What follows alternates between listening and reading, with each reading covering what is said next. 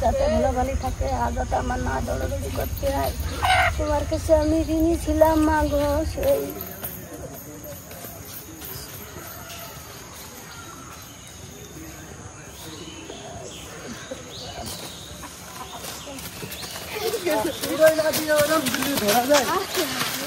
এটা কি ধরবে আবার? ধরে কি করবে?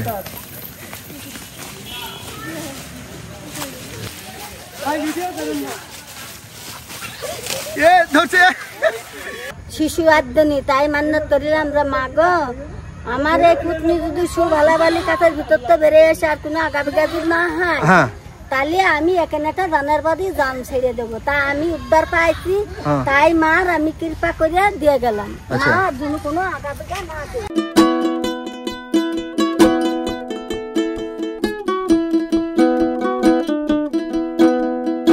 কিছু গাছ নিয়ে কেমন যেন এক ধরনের রহস্য ঘিরে থাকে সবসময়।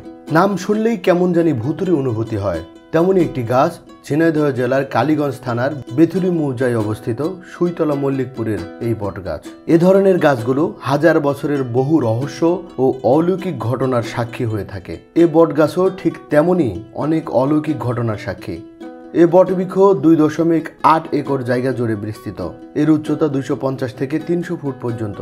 এই গাছ বর্তমানে বন বিভাগের তত্ত্বাবধানে আছে। বন বিভাগ থেকে নিয়োগকৃত একজন লোক সবসময় দেখভাল করে এই গাছের। তার মুখে শোনা যায় এই গাছের অলৌকিকতা।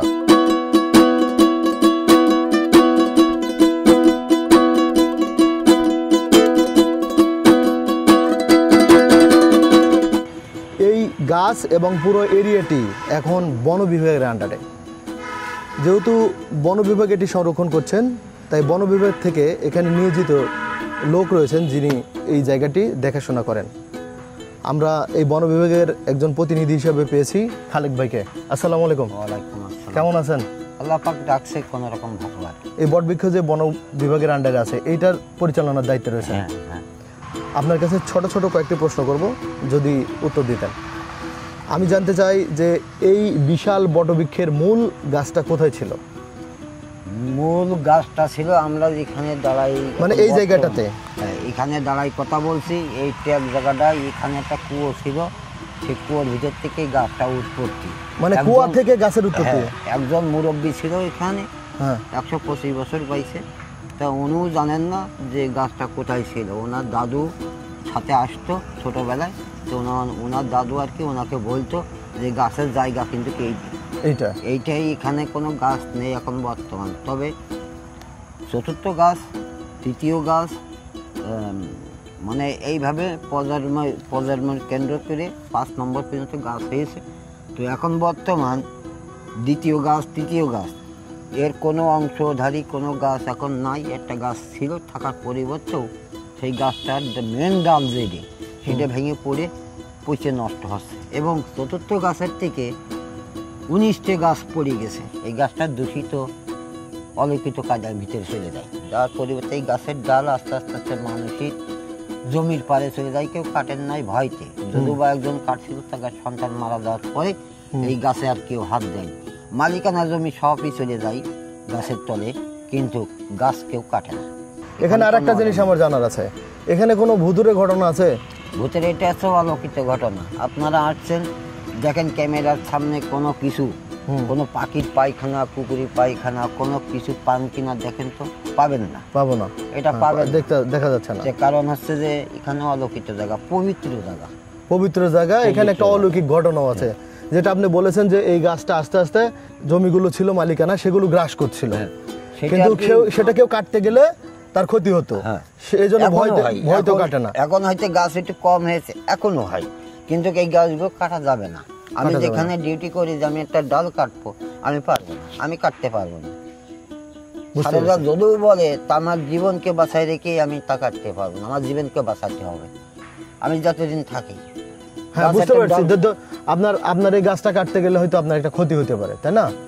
যতই আমি তাদের সাথেই থাকি, আমি তাদের সাথে এখন মিশে গেছি, এখন আমি তাদের সাথে এখন আছি, বুঝছেন? মানে বিষয়টা হচ্ছে আপনি তাদের সাথেই আছেন এখন, তারপরে ওই গাছের ডাল কাটলে হয়তো আপনার ক্ষতি করতে পারে, তো কাটার দরকারই বাকি। যেহেতু কোনো অনুমতি নাই এবং আপনি দীর্ঘদিন থেকে এখানে আসেন, এটা পরিচর্যা করছেন, এটাকে ভেঙে ফেলার কোনো অধিকার নাই। আর কোনো ঘটনা ঘটেছে যে আপনার সামনে দেখা দিয়েছে কেউ? না, এটা বলা যাবে না, এটা আমি কারো বলিনি। অনেক ক্যামেরায় এসে আমি বলিনি, কারণ এটাও বলা নিষেধ আছে? আমার নিষেধ আছে। আচ্ছা, এটা দেখফল নিজে দেখি, নিজের আলামতে রাখি, সেটা আমি কাউকে বলি না।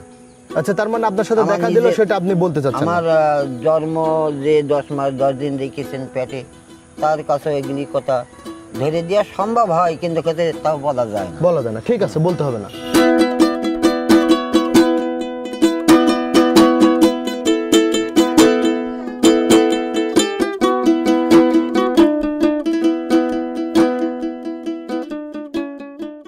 এই গাছের তলায় রয়েছে একটি কালীবেদী। এই কালীবেদী কে বা কারা এখানে স্থাপন করেছে আর কেনই বা করেছে তা জানার চেষ্টা করব এই ভিডিওটিতে।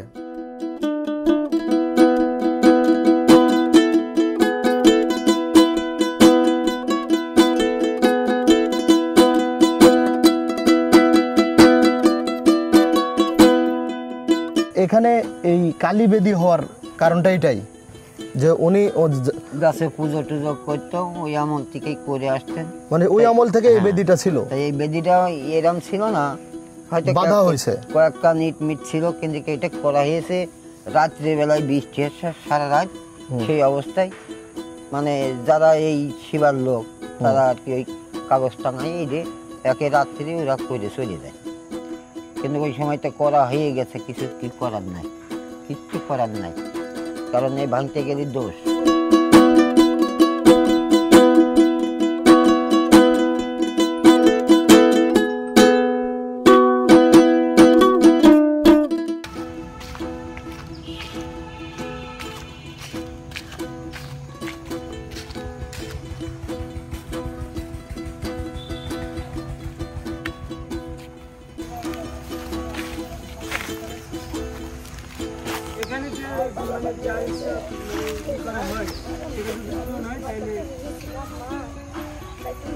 যেমন মসজিদে বলা হয় না যে আমার যদি এই দুটো দোকান হয়ে যায় তাহলে কিছু দিব।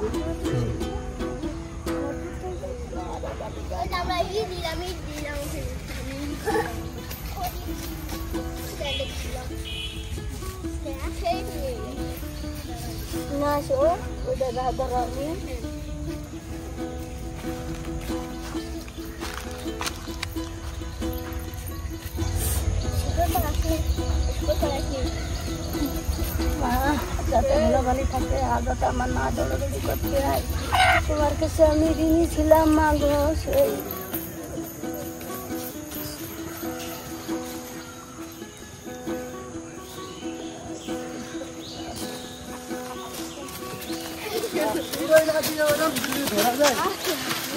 এটা কি ধরবে আবার?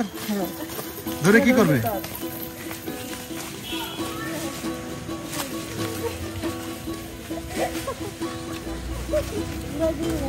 এটা ধরে কি করবে এখন? যার ভাগ্য থাকে তারাই ধরে নিয়ে যায়। এরা যদি ধরতে পারে তাহলে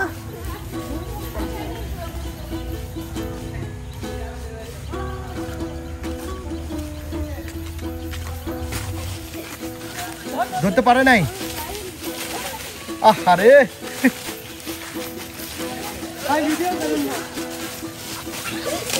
ধরছে, ধরছেন দেখে এদিকেছেন।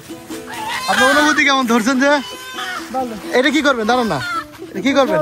হ্যাঁ, এটা বুঝতে পারবেন? তার মানে এখানে ছেড়ে দেওয়ার পর যে ধরবে তার এটা মানে এই জিনিসটা মানত ছিল, ওনার মানত ছিল, উনি এটা ছেড়ে দিলেন। আর ছেড়ে দেওয়ার পরে যে ধরবে তার মানে এটা তো কোনো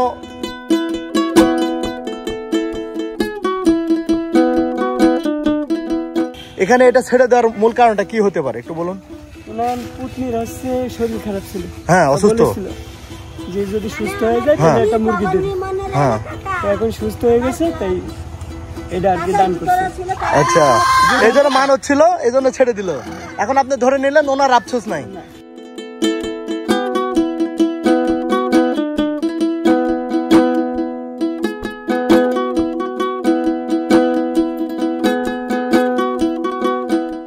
এটা মানত ছিল, কি মানত ছিল? যা আমার পুতনি কাজের ভিতরে ছিল ওটা ডবল নিউমোনিয়া হইলো হ্যাঁ শিশু আদ্যনি তাই মান্যত করিলাম যে মা গো আমার এই পুতনি যদি সুভালাবালি কাজের ভিতর তো বেড়ে এসে আর কোনো আগামী গাছ না হয় হ্যাঁ তাহলে আমি এখানে একটা জানের বাদী জান ছেড়ে দেবো তা আমি উদ্ধার পাইছি তাই মার আমি কৃপা করিয়া দিয়ে গেলাম আর যদি কোনো আগামী না দেয় মানে কালীমা। হ্যাঁ কালীমা। আচ্ছা এখানে যে কালী বেদিটা আছে এটা কি কালী মন্দির নাকি? এটা কালী মন্দির। মানে পুজো হয় দিয়ে মান্যত করে কীর্তন করে কত দেশের লোক আসে ভারত কত লোক আসে কীর্তন করে আপনার খিচুড়ি রান্না করে প্রসাদ দেয় হিন্দুর মহলের। আপনার দেশ কোথায়? আমার দেশের বাড়ি রাজশাহী, আসছি চট্টগ্রাম থেকে। আচ্ছা জি স্যার। তারপরে এই তো আসলাম, দেখলাম, দেখে ভালো লাগলো আপনাদের এটাতে, এই জন্য ভিডিও করলাম আর কি।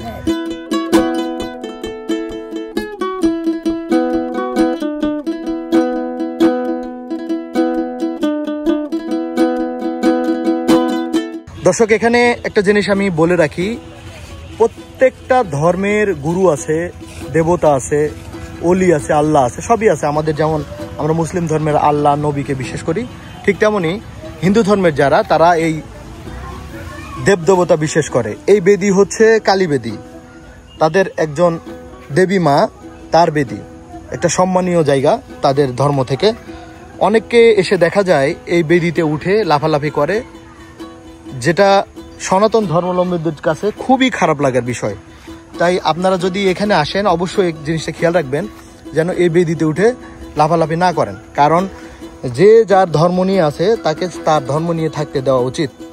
কারো ধর্মের এবং ধর্মীয় অনুভূতিতে আঘাত দেওয়া উচিত হবে না।